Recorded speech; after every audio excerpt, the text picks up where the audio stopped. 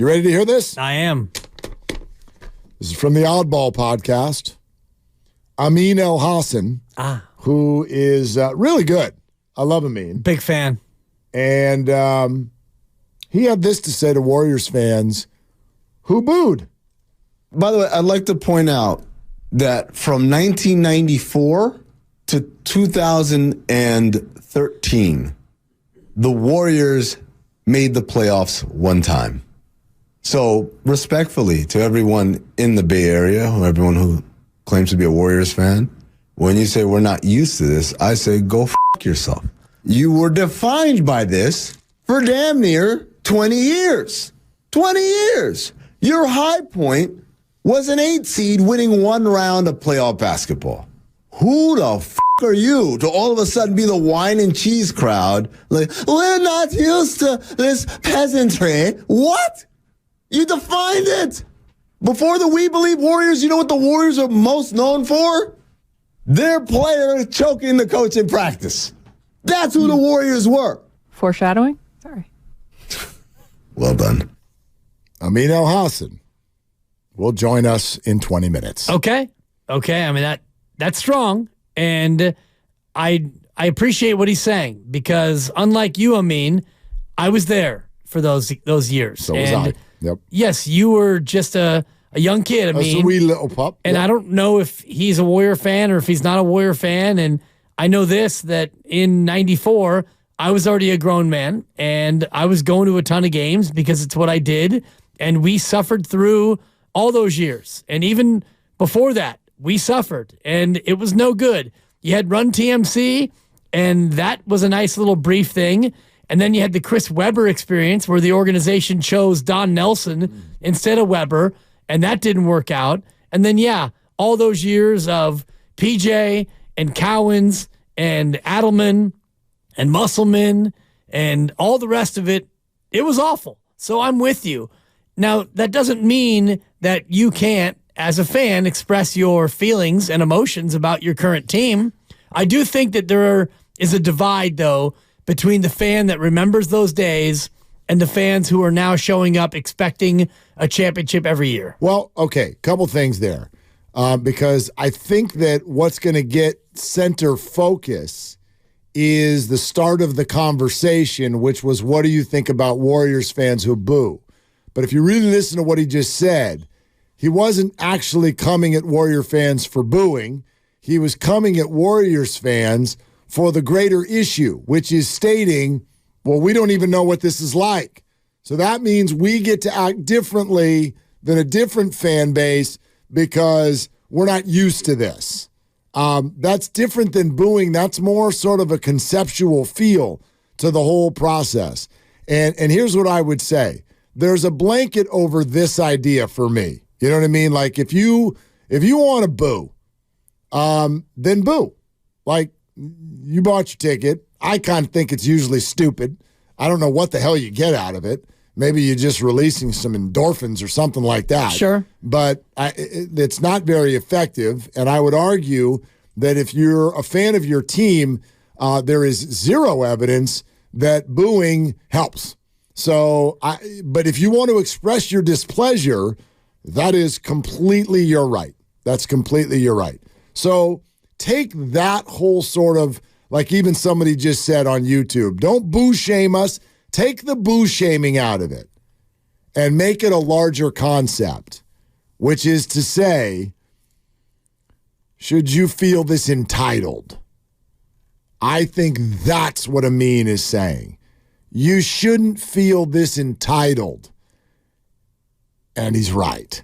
Well, entitled to what? He's 100% right. Entitled to show up and see your team win every night? Of course not. Or even entitled to say that what has taken place with these Golden State Warriors is like nefarious and ignorant, and it's just been a damn shame that they've allowed this to happen. I don't think it has to be that deep. Well, I think it is for the fan that's booing. I think it's as simple as... What is the fan booing? The fan is booing what he sees. Okay. He or she sees. And what does he or she see? You're seeing a lackluster team playing lethargic, uninspired, bad basketball. What if they're just not good?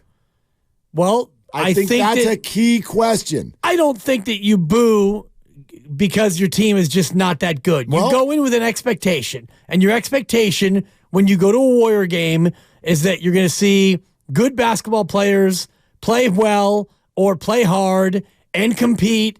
And you know what? If they don't win, at least it'll feel like they gave a good game effort. And when you go out and you give up $140 to a New Orleans team that is pretty good, they're good. Yeah, it's a good basketball team. But you give up $140, and by and large, your team looks lackluster and lethargic. You're frustrated. But why do they look lackluster and lethargic? My point is that I think it means. Well, they're better than that. Well, I don't know that. That's what I think don't know the fan thinks. I know, and that's the point. I think that's what Amin and others on a national level are topping into is the sort of underbelly arrogance that comes along with the booing. Because if you're booing, the presuppose is that you're actually good enough to beat the Pelicans, but you're not trying.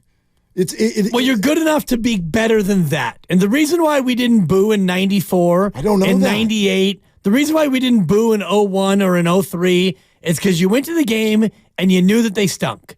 And you knew they stunk, and you went because you liked basketball, you liked Bimbo Coles, you liked Vonteego Cummings, and you thought, those are good polls. You know what?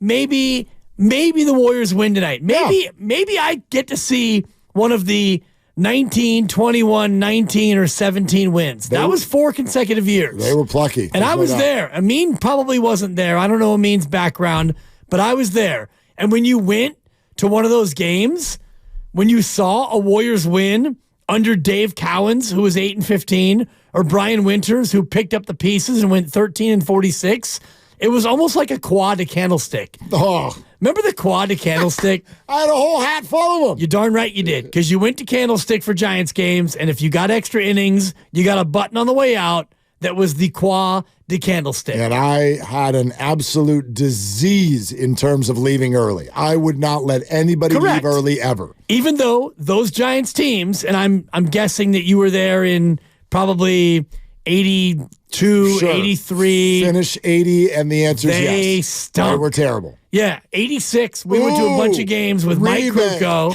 Totally. Mike Kruko's 20-game year. Yep. We went to like 25 games. Tom Avakumovitz, Rick Barsati, Steve Rabb, myself. We drove from Marin. We got Gordo's Burritos, the whole deal. But when you got an extra inning game, you got a quad to candlestick button. It was special. When you went to a Warrior game in that era and you saw a win, it felt like that. Yeah, you were like, what? But you didn't boo.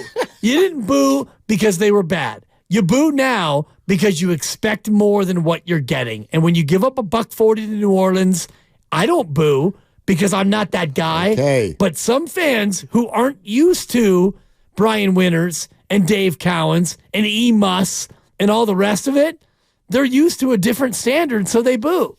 Right, but that's the word. They expect something different. But should they? They should. I don't know if I agree with that. The team says that Steve Kerr says, who cares what they say? They're telling us, they're signaling to us as fans that they still think they're good. Since when are you listening to words and ignoring actions? They're in a championship window. If somebody tells you all day long, I'm the most loyal person ever and I'll never let you down, and then every single time that you have a lunch date set with them, they don't show up, what's louder to you? Well, you know what happens then? What? I boo them. Okay. Do you? I boo them. If you and I make plans. Amazing. If you and I make plans for lunch and you don't show up, okay, I'm going to give you a second chance. Okay. If we make plans again and you don't show up, you're getting a phone call. Okay. Or you're getting a nasty text or your firmly worded email. And when I pick up the phone, it's just going to be you being like, whoa! Totally. Boo! That's what I'm going to do to you tomorrow. Do it. I dare you. You know what? You won't. You absolutely won't. You shouldn't. You can. You can. Oh, God. You think that I'm an obnoxious radio co-host? Oh, I know. Just you wait to see me in the stripes. You don't know obnoxious until you see the dibber with a whistle. You know me. I'm going to do it the other way. I'm going to give you like a standing O every time somebody's. Yep, that ball's going that way. That's an amazing call. That's incredible, Ref. We love you, Ref. Anyway. You will sit there quietly. Listen, I'm asking these questions to push the conversation for sure. Little bit devil's advocate here. Sure. But I wonder if you understand why some of the outsiders feel the way they do. And I've heard this from a lot of people, for instance, who live here now, but they didn't grow up here. I was driving around this morning, and a nice lady from Minnesota called in to, I can't even remember if it was the roast. I think it was by the time FP and Evan were in here. And a woman from Minnesota calls in, and she goes, ever since I moved here, I've thought you all are a bunch of crazy people. Because I grew up in Minnesota, we never won anything. Anything. You guys have got 10 years of 3 championships, NFC championship invite seemingly is just sitting there omnipresent, going to the Super Bowl, and you're the 1 seed right now. You've had all of that in 11, 12 years. And you have the gall to call up radio stations and be mad? I heard someone actually, the very next caller was like, yeah, you know what? This is what I've been angry about for the Warriors and the way they've been conducting themselves for the last 3 years. And I'm like, what was it about the championship that you hated so much? There is some truth to it. Can we shine the light on ourselves for a moment? For sure. Are we acting a little snooty? If you boo this Warrior team, I don't know if it's snooty as much as it is just being disrespectful. Clueless. It's being clueless. Yes. And it's, sure, I went to the game and I mentioned it before in the crossover with FP, and neither one of us was that impressed with the product we saw. Neither one of us, and FP's not going to ever boo because he's a former pro athlete and he knows what that means. What and it feels like. Even myself, as a noted heckler and a smart aleck, I'm not a booer. I don't do that. I'm more prone to heckle than I am to boo. And when I'm in the 27th row, there's no sense in heckling. I got to preserve my voice. So I'm not going to boo. But fans who do boo, you have every right to boo. I just wonder why at this point you would boo. I mean, if they were 20-57 and they went out and they lost to New Orleans like that, okay, it might be a little bit of a different story. This season is far from over. You're going to boo in January with a team that's 3 games below? That I don't get. Just know, like, again, I think you and I are on the same page. You want to buy a ticket and boo? Buy a ticket and boo. Sure. Don't be mad if the rest of the world thinks that you're a jerk, thinks that you're expectant, entitled, and snooty.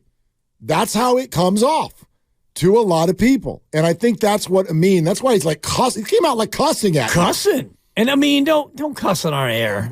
Come on, Amin. No, I'm fine with it. I'm fine with it. I think it'd be great. On an F-bomb Friday? Yeah, what the hell? Sure.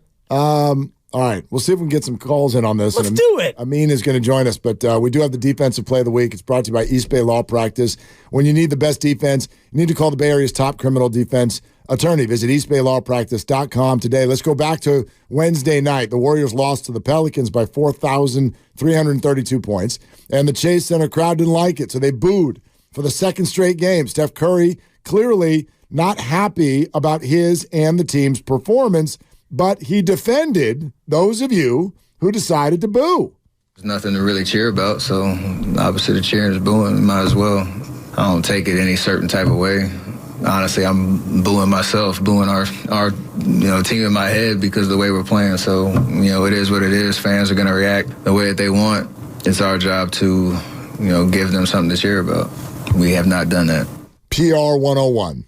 I mean, Steve Kerr and Steph Curry, whatever you think about either of them at any portion of their career, they are brilliant at diffusing when there is an energetic question. Right. Yeah. How are you going to clap back at Steph when he comes out and disarms you with, I'd boo me too. I booed myself. I don't know if you saw it, but I missed a 3, and I immediately started booing, and I was booing myself. So I don't know how you're going to come back at him when he does that. Defensive Play of the Week brought to you by East Bay Law Practice. East Bay Law Practice knows how to go the distance for you by providing the defense you need to help reduce or eliminate your penalties. Visit eastbaylawpractice.com today. Amin Elhassan in 5 minutes. He's in Chicago for the game.